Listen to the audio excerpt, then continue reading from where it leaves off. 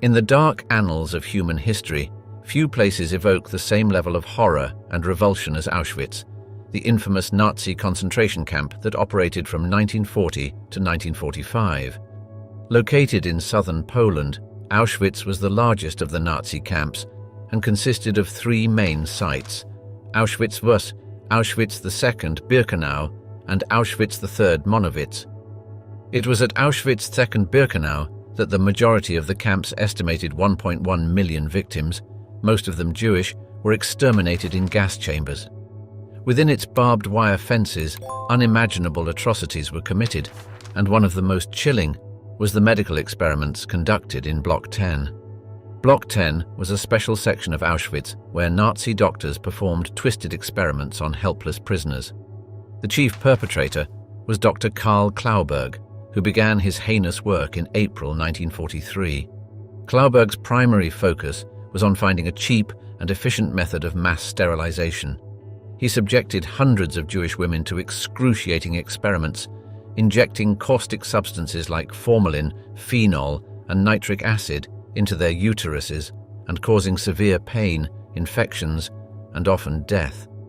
Klauberg's experiments were particularly cruel because he often performed them without anesthesia, leaving his victims conscious and screaming in agony. In a letter to SS leader Heinrich Himmler, dated June 7, 1943, Klauberg boasted, "The non-surgical method of sterilizing women that I have invented is now almost perfected. As for the questions that you have directed to me, sir, I can today answer them in the way that I had anticipated. If the research that I am carrying out continues to yield the sort of results that it has produced so far, and there is no reason to suppose that this shall not be the case, then I shall be able to report in the foreseeable future that one experienced physician with an appropriately equipped office and the aid of 10 auxiliary personnel will be able to carry out in the course of a single day the sterilization of hundreds or even 1,000 women." Another notorious figure in Block 10 was Dr. Horst Schumann, who conducted brutal experiments involving castration and X-rays. He exposed prisoners' reproductive organs to high doses of radiation, causing severe burns, mutilation, and sterility. Many of his victims died agonizing deaths from the effects of radiation poisoning. Schumann's experiments were particularly focused on Roma, gypsy prisoners, whom the Nazis considered asocials and targeted for extermination. In one infamous case, a Roma woman named Dina was subjected to radiation experiments that left her unable to walk. She was later killed in the gas chambers.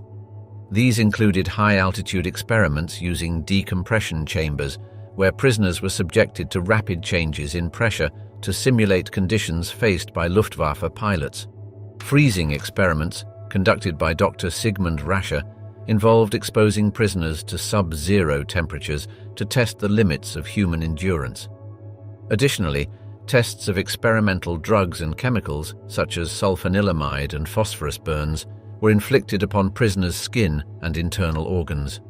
The screams of the tortured echoed through the halls of Block 10. Stanislawa Leszczyńska, a Polish midwife imprisoned in Auschwitz, later recalled, "The cries of the women who were in terrible pain and the moanings of the unconscious women accompanied me day and night." Leszczyńska was forced to assist in the delivery of babies born to pregnant prisoners, many of whom were subjected to medical experiments. Despite the horrors she witnessed, Leszczyńska remained committed to helping the women in her care, later saying, "Every child must be saved. That was my goal." Other experiments in Block 10 included testing the effects of various poisons and gases, purposefully infecting prisoners with diseases like typhus and malaria, and subjecting them to extreme temperatures and pressures. The Nazi doctors viewed their victims as nothing more than guinea pigs, expendable in the pursuit of their twisted pseudoscience. One particularly cruel experiment involved subjecting prisoners to freezing temperatures and then attempting to revive them through various methods, such as immersing them in hot water. Many prisoners died as a result of these experiments, their bodies dumped in mass graves. One particularly disturbing experiment involved Dr. Josef Mengele, the infamous Angel of Death, who had a fascination with twins. He subjected pairs of twins to cruel and bizarre experiments, such as injecting dye into their eyes to try to change their color, or sewing them together to create conjoined twins. Most of these children did not survive the ordeal. Mengele's fascination with genetics and his desire to improve the Aryan race drove his twisted experiments. In a 1985 interview with the German magazine Bunte, Mengele's son Rolf said of his father, "He was so obsessed with science, so convinced what he was doing was right. He believed he was doing great things for mankind." In one particularly horrific case, Mengele personally killed 14 twins in one night by injecting chloroform into their hearts, earning him the moniker Todesengel, the Angel of Death. The exact number of victims who suffered in Block 10 is unknown, but estimates range from several hundred to a few thousand. The majority were Jewish women, but the experiments also included Roma, Gypsy women, Polish political prisoners, and Soviet POWs. Many of these women were young and healthy, chosen for their ability to withstand the torturous experiments. Others were selected because they had specific physical characteristics, such as different colored eyes or unusual physical features. Despite the unimaginable pain and trauma inflicted upon them, some brave survivors of Block 10 lived to bear witness to the atrocities. Among them was Marie-Claude Vaillant-Couturier, a French resistance fighter who testified at the Nuremberg trials. Her haunting words still resonate. "I saw the unseeable, that which human eyes should never behold." Another survivor was Vera Alexander, a Romanian Jewish woman who was subjected to sterilization experiments. In a 1994 interview with the USC Shoah Foundation, Alexander recounted her experiences. "I was taken to Block 10, and there they gave me injections. After the injections, I became very sick. I had a very high fever, and I had tremendous pain in my abdomen. The pain was so great that I couldn't sleep at night." As the Red Army approached Auschwitz in January 1945, the Nazis attempted to cover up their crimes. They hastily killed many of the remaining prisoners and destroyed evidence of the experiments. When Soviet soldiers finally liberated the camp on January 27th, they found a scene of unimaginable horror, with piles of corpses and emaciated survivors on the brink of death. One Soviet soldier, Ivan Martinoshkin, later recalled, "We saw emaciated, tortured, impoverished people. Those were the people I first encountered. We could tell from their eyes that they were happy to be saved from this hell, happy that now they weren't threatened by death in a crematorium, happy to be freed. And we had the feeling of doing a good deed, liberating these people from this hell." Block 11, echoes of agony in Auschwitz's execution yard. In the depths of human suffering, few places evoke the same visceral horror as Block 11 in Auschwitz-Wurst, the notorious concentration camp that operated from 1940 to 1945. Known as the Death Block, this foreboding structure bore witness to some of the most heinous atrocities committed during the Holocaust, its walls forever stained with the blood and tears of countless victims.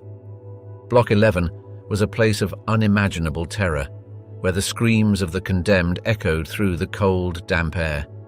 It was here that the Nazis meted out their twisted version of justice, subjecting prisoners to brutal interrogations, torture, and summary executions. The building, also known as Block 13 before the camp's numbering system was changed, housed the camp Gestapo, the political department, and the prisoner cells in its cellar. The infamous inscription above the entrance, Arbeit macht frei, work sets you free, cruelly deceived the prisoners, for whom the only escape from Block 11 was often death. The cellar of Block 11 was a labyrinth of suffering, consisting of 4 corridors lined with cells of various sizes.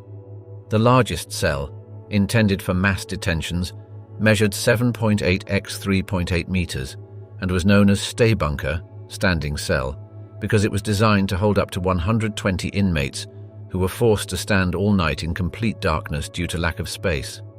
The smaller cells, measuring 1.5 x 1.5 meters, were used for solitary confinement and torture.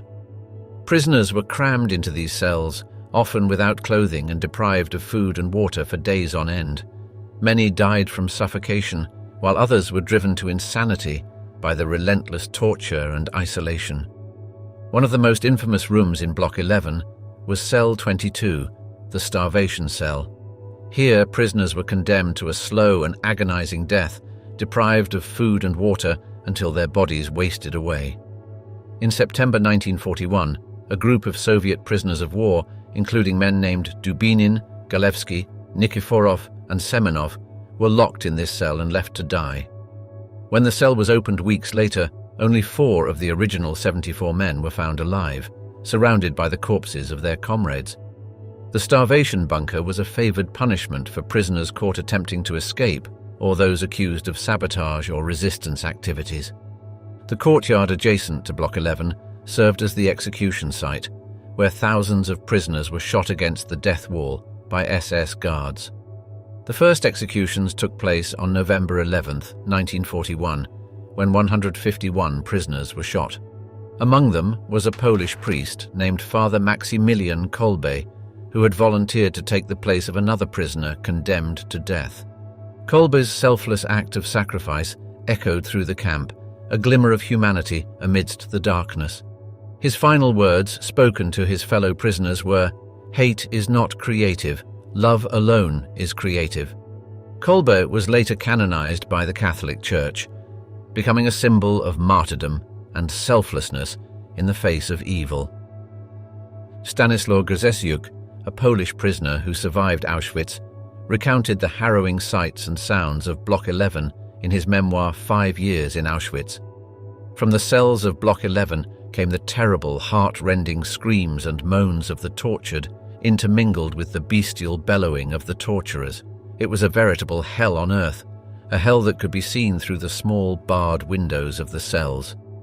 Grzesiuk himself spent time in Block 11, enduring beatings and torture at the hands of the SS guards. He described one particularly brutal guard named Gerhard Palitsch, who was known for his sadistic treatment of prisoners.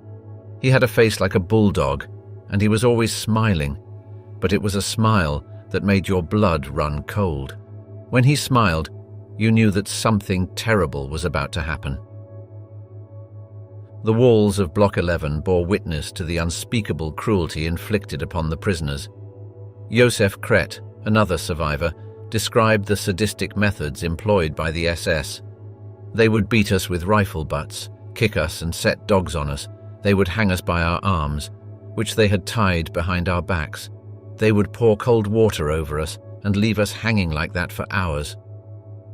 Kret endured multiple interrogations in Block 11, his body broken, but his spirit undefeated. He later recalled, "I knew that I had to survive, that I had to bear witness to what had happened here. That thought kept me going through the darkest hours." Block 11 also played a central role in the camp's resistance activities. In September 1944, a group of Sonderkommando prisoners who were forced to work in the gas chambers and crematoria staged a revolt. They managed to blow up Crematorium 4, using explosives smuggled into the camp by female prisoners who worked in a nearby munitions factory. The SS brutally crushed the uprising, executing 451 Sonderkommando prisoners in the courtyard of Block 11 as a warning to others. Among those executed was Zalman Gradowski, a Polish Jew who had secretly documented the horrors of the gas chambers. Before his death, Gradowski buried his manuscripts in the ashes of the crematorium, hoping that they would one day be discovered and serve as a testament to the atrocities committed by the Nazis. Block 24, the shadows of shame in Auschwitz's forced house of exploitation. In the sprawling complex of Auschwitz-Birkenau, a place synonymous with unimaginable human suffering and depravity, there existed a little-known but equally horrifying chapter in the camp's dark history. Located in Block 24 of the main camp, Auschwitz I was a brothel known as Puff, where female prisoners were forced into slavery for the pleasure of their Nazi captors and privileged male inmates. This institution, which operated from June 1943 until January 1945, stands as a stark reminder of the depths of degradation and exploitation faced by women during the Holocaust.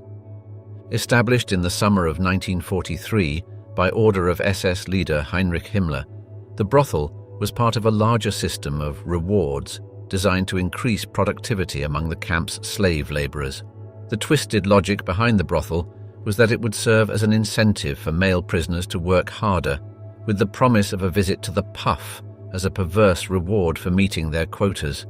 This dehumanizing system reduced women to mere commodities, their bodies exploited in service of the Nazi war machine. Himmler's order, issued on June 22, 1943, stated, "In order to increase the work output of male prisoners, it is necessary to introduce regulated brothels in the concentration camps. The brothels should be staffed by women from the women's camps who volunteer for this purpose." The women forced into servitude in Block 24 were primarily Polish political prisoners, as well as a smaller number of German criminal inmates. Many were young, and all were subject to the same brutal conditions and treatment as other prisoners in the camp. They were given slightly better food rations and living conditions compared to other inmates, but this was merely a cynical ploy to keep them alive longer for repeated exploitation and mistreatment. The women were selected based on their age, appearance, and health, with many being lured with false promises of better treatment or even freedom. One of the most haunting accounts of life in Block 24 comes from Halina Brzozowska, a Polish prisoner who was forced to work in the brothel. In a testimony given years after the war, Brzozowska described the unimaginable trauma and degradation she endured. "We were treated like animals, worse than animals. They would beat us, force us to do the most degrading things, and we had no choice. It was either submit or die." Brzozowska, who was only 18 when she was sent to Auschwitz, endured months of mistreatment in Block 24 before being transferred to another camp. Her story is just one of many, a testament to the unimaginable suffering endured by the women of the brothel. The brothel was open for business in the evenings, with male prisoners granted access as a reward for their labor. They would line up outside Block 24, waiting their turn to mistreat the women inside. The SS guards oversaw the operation, collecting tickets from the men and keeping a watchful eye to ensure that their precious incentive system ran smoothly. The women were forced to service up to 20 men per night, their bodies and minds pushed to the breaking point. The tickets, which could be purchased with camp scrip or earned through good behavior, entitled the men to 20 minutes with a woman of their choice. The women had no say in the matter, their bodies treated as mere objects to be used by their captors.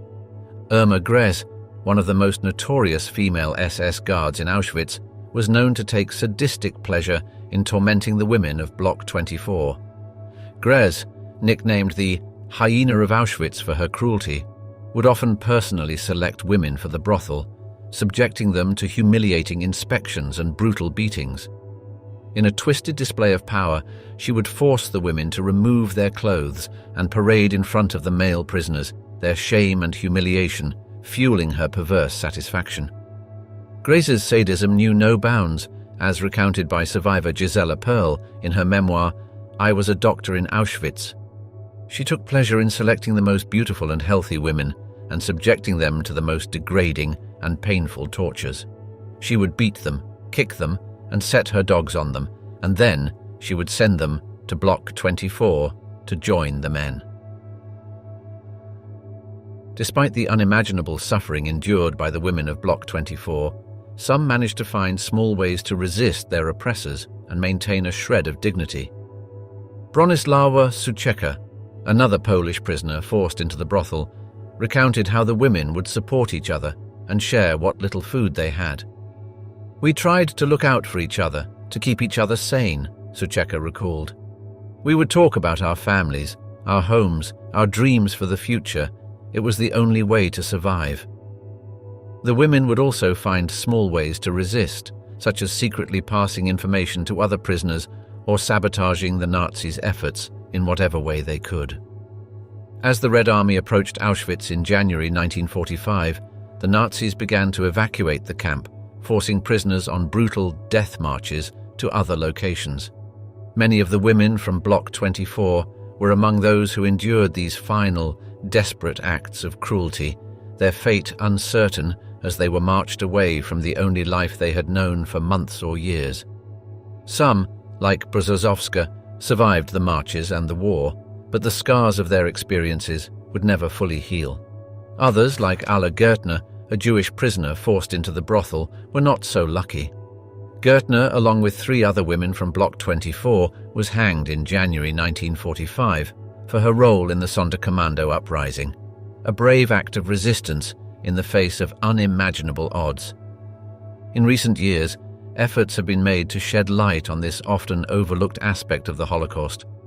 Researchers and historians have worked to uncover the names and stories of the women who were forced into slavery in Auschwitz, giving voice to their experiences and ensuring that their suffering is not forgotten.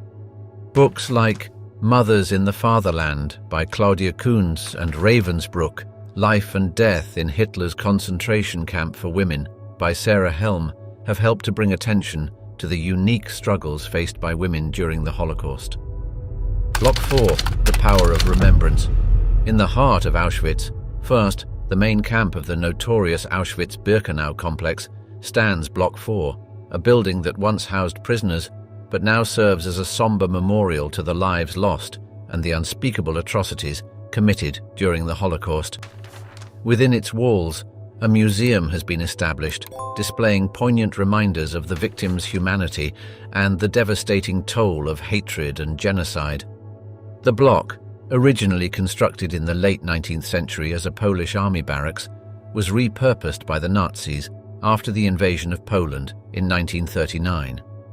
It initially served as housing for Polish political prisoners before being converted into a storage facility for the belongings confiscated from incoming prisoners.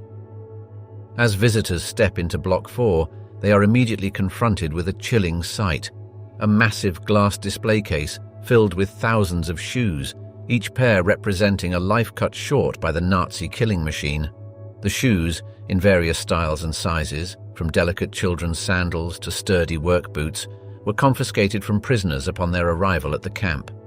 These humble objects, often the last remaining possessions of the victims, speak volumes about the individuals who once wore them, their ages, occupations, and the lives they led before being engulfed by the darkness of Auschwitz. The exhibit, which was first installed in 1955, has become one of the most iconic and emotionally charged displays in the museum. Among the sea of shoes, one can spot a pair of red, high-heeled women's shoes, a poignant reminder of the feminine grace and beauty that was so brutally extinguished. Beside them, a tiny pair of infant shoes serves as a heart-wrenching testament to the innocence and potential that was stolen away by the gas chambers. The sheer scale of the exhibit, with over 110,000 shoes on display, is a staggering visual representation of the immense loss of life and the scope of the Nazis' crimes. As Holocaust survivor and author Elie Wiesel once observed, "One pair of shoes, there's the whole world in one pair of shoes."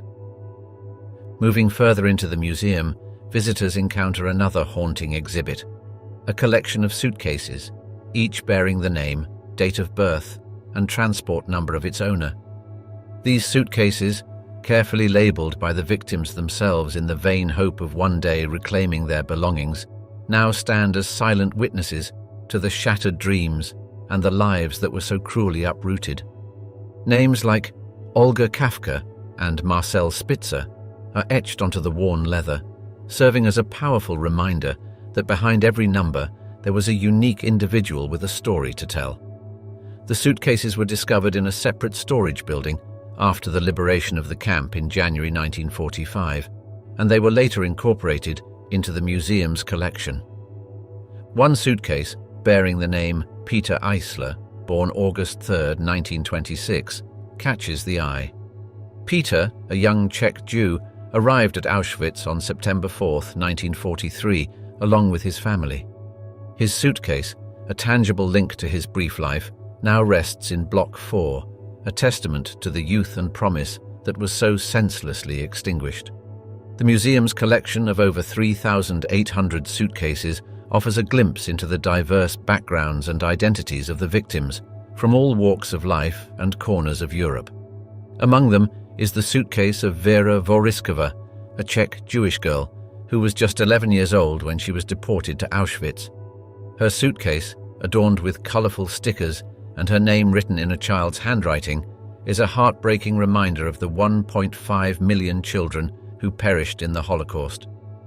As visitors continue their somber journey through Block 4, they encounter yet another poignant display, a vast collection of eyeglasses, twisted and tangled together in a haunting tableau. These glasses, once perched on the faces of the victims, now lie in silent tribute to the lives that were so brutally cut short. The exhibit, featuring over 40,000 pairs of glasses, is a stark reminder of the sheer scale of the destruction wrought by the Nazis and the indiscriminate nature of their killing machine. The display was first unveiled in 1955, and it has since become one of the most recognizable and emotionally charged exhibits in the museum. Among the sea of twisted metal and shattered lenses, one can spot a pair of delicate, wire-rimmed glasses, perhaps belonging to an elderly grandfather or a studious young girl.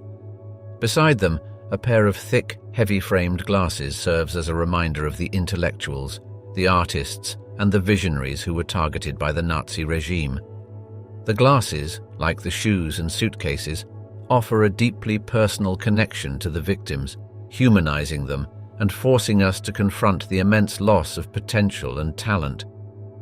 As Primo Levi, an Italian Jewish chemist and Auschwitz survivor, once wrote, "The memory of a trauma suffered or inflicted is itself traumatic, because recalling it is painful, or at least disturbing. A person who is wounded tends to block out the memory, so as not to renew the pain." The exhibits in Block 4 also include a collection of prosthetic limbs, a grim reminder of the Nazis' twisted obsession with creating a master race and their ruthless treatment of those they deemed unfit. Among the display is a wooden leg that once belonged to a Polish political prisoner named Józef Żagna, who lost his limb after being shot during an escape attempt from the camp. Despite his disability, Żagna survived Auschwitz and went on to become a renowned artist and theatre director, using his experiences to create powerful works that explored the themes of oppression and resistance. Alongside these displays, visitors can view photographs and documents that provide historical context and shed light on the experiences of the victims and the inner workings of the camp. One such document is a list of 999 young Jewish women who were selected for forced labor at a Siemens factory in October 1942. The list, meticulously typed and bearing the signature of the notorious SS doctor Josef Mengele, is a chilling reminder of the cold bureaucracy that underpinned the Holocaust and the complicity of major corporations in the Nazi war machine. As visitors exit Block 4, they are left with a profound sense of loss and a renewed commitment to preserving the memory of those who perished. The museum's exhibits, in their stark simplicity, offer a powerful testament to the resilience of the human spirit and the importance of bearing witness to history's darkest chapters. In the words of Władysław Bartoszewski, a Polish resistance fighter and Auschwitz survivor, "The world must learn about what happened here and never forget. This is not just a Polish or a Jewish issue, it is a human issue that affects us all." Block 7, a glimpse into the darkest depths of human cruelty, in the heart of Auschwitz. First, the main camp of the infamous Auschwitz-Birkenau complex, stands Block 7, a building that once housed prisoners and bore witness to some of the most horrific living conditions ever endured by human beings. The block, originally constructed in the late 19th century as part of a Polish army barracks, was repurposed by the Nazis after the invasion of Poland in 1939 to serve as a prison within a prison, a place where the already inhumane conditions of the camp were amplified to unimaginable levels. The transformation of Block 7 into a site of unimaginable suffering began in June 1940, when the first Polish political prisoners were incarcerated there. As prisoners were herded into Block 7, they were confronted with a nightmarish scene of overcrowding, filth, and despair. The building, designed to accommodate around 200 people, was often crammed with up to 1,000 inmates at a time, leaving them barely enough space to lie down on the hard wooden bunks. The lack of proper sanitation and ventilation turned the block into a breeding ground for disease and misery, with the stench of sweat, blood, and human waste permeating every corner. In the words of Primo Levi, an Italian Jewish chemist and Auschwitz survivor, "We lay squeezed together, with our heads on each other's feet and our feet on each other's heads, like herrings in a barrel." One of the most horrifying aspects of life in Block 7 was the complete lack of privacy and dignity afforded to the prisoners. The block was divided into small, cramped rooms, each housing up to 80 people. The bunks, stacked 3 levels high, were shared by multiple inmates, forcing them to lie shoulder to shoulder in a desperate attempt to find some rest amidst the constant noise and chaos.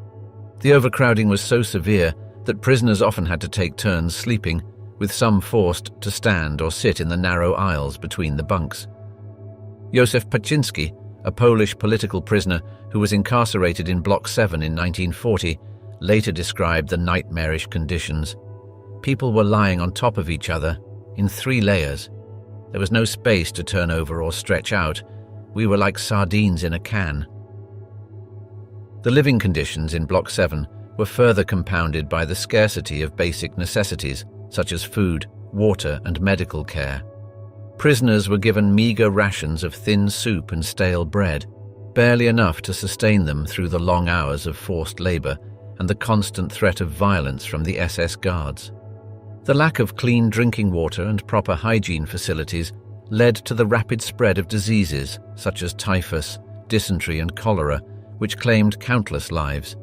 In a cruel twist of fate, the SS doctors who were tasked with treating the sick and dying in Block 7 often used their position to conduct brutal medical experiments on the prisoners, subjecting them to unimaginable pain and suffering in the name of so-called scientific research.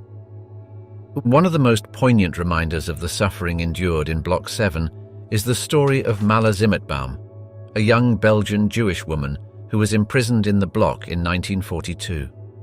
Zimmertbaum, who had been arrested for her involvement in the resistance movement, was subjected to the same brutal conditions as her fellow prisoners, but refused to let the darkness of Auschwitz extinguish her spirit. She became known throughout the camp for her acts of kindness and courage, often sharing her meager food rations with those who were even more desperate than herself. In one particularly poignant moment, Zimmertbaum risked her own life to smuggle a piece of bread to a starving child, an act of selflessness that would become a symbol of the unbreakable human spirit in the face of unimaginable cruelty. Despite the unimaginable hardships she faced, Zimmertbaum never lost her sense of humanity or her will to resist.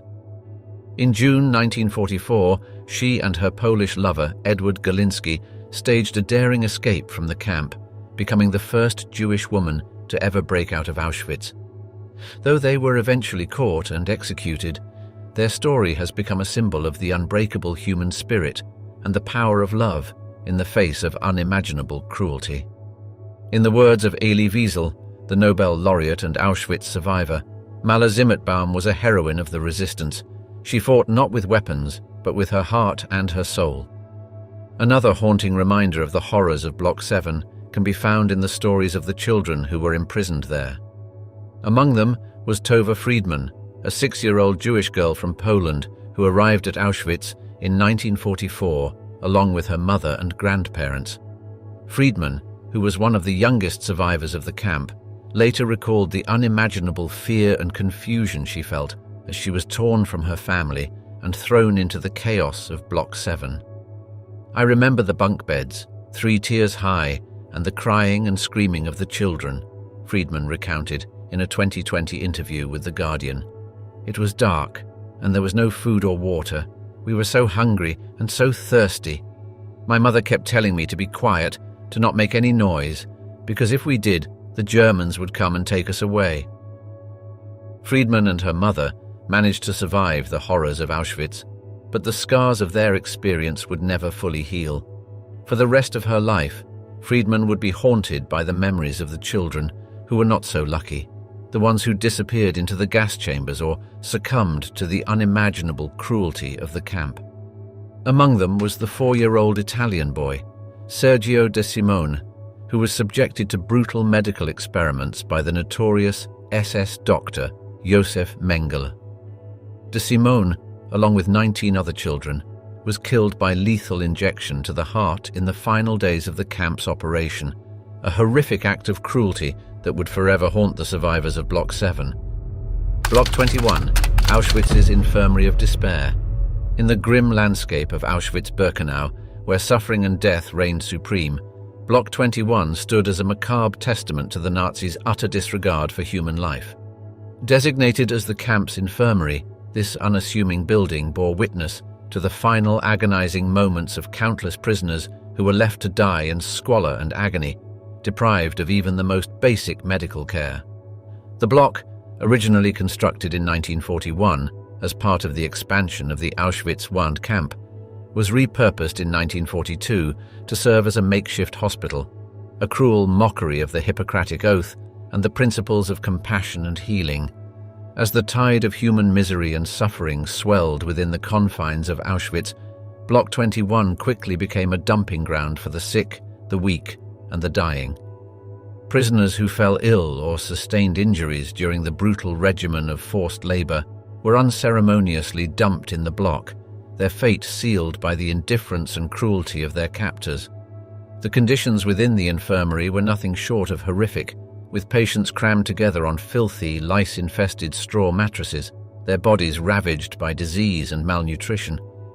The stench of death and decay permeated every corner of the building, a sickening odor that clung to the very walls and seeped into the souls of all who entered. In the words of Primo Levi, an Italian Jewish chemist and Auschwitz survivor, the sick lay on the bare boards, without blankets, without straw, without food or water. The healthy were forced to sleep on top of them, on top of their excrement and vomit. One of the most haunting aspects of life in Block 21 was the complete lack of proper medical care afforded to the prisoners. The SS doctors who were assigned to the infirmary were often little more than sadistic charlatans, more interested in inflicting pain and suffering than in providing any semblance of treatment. Prisoners who were lucky enough to receive any medical attention at all were often subjected to barbaric procedures and experiments, their bodies used as guinea pigs in the Nazis' twisted pursuit of pseudoscientific knowledge. The story of Gisela Perl, a Hungarian Jewish gynecologist who was imprisoned in Auschwitz in 1944, stands as a powerful testament to the depths of human resilience and compassion in the face of unimaginable cruelty. Perl, who was assigned to work in Block 21, fought tirelessly to provide care and comfort to her fellow prisoners, often risking her own life to smuggle medication and perform secret surgeries. In one particularly poignant moment, Perl delivered a baby in secret, hiding the newborn beneath a pile of corpses to protect it from the SS guards. The child, a symbol of hope and defiance in the face of unimaginable darkness, was later smuggled out of the camp and survived the war. Perl's incredible story of courage and compassion was later immortalized in her memoir, I Was a Doctor in Auschwitz, which stands as a powerful testament to the unbreakable human spirit. Despite the heroic efforts of prisoners like Gisela Perl, the reality of life in Block 21 remained a nightmarish ordeal for the vast majority of those who passed through its doors. The infirmary was perpetually understaffed and undersupplied, with prisoners often left to fend for themselves in the face of debilitating illness and injury.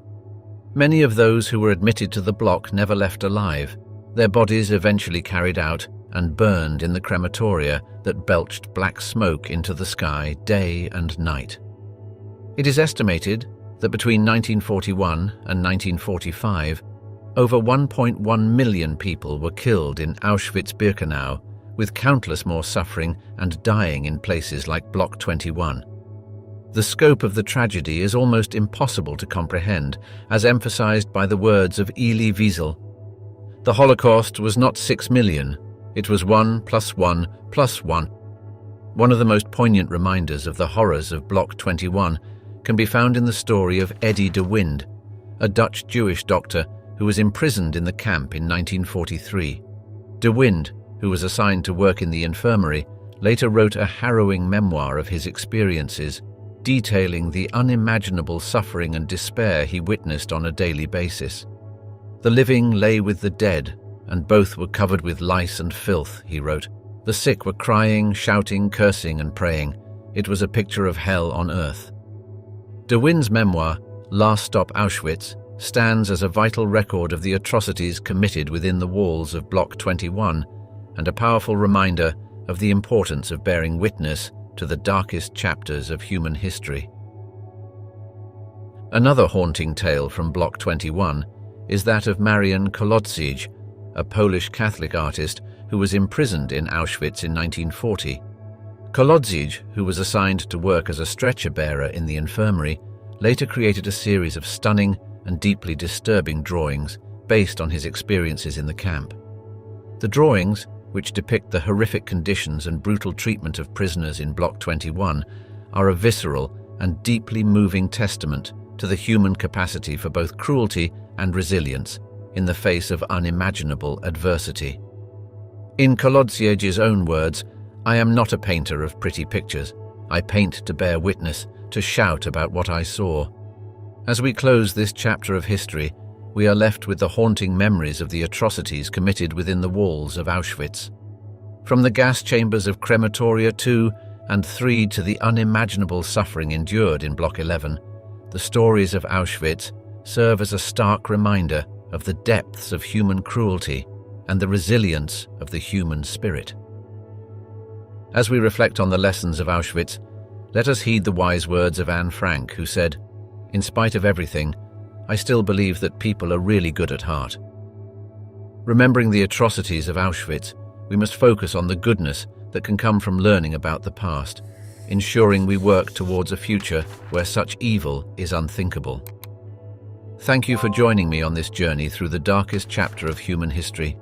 Together, let us ensure that the memory of Auschwitz and the stories of those who suffered and died there are never forgotten. Goodbye, and may we always remember.